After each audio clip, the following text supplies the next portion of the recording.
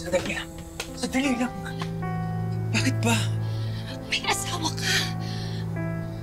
Mali itong nangyari sa atin. Hindi dapat natin hinayaang mangyari ito.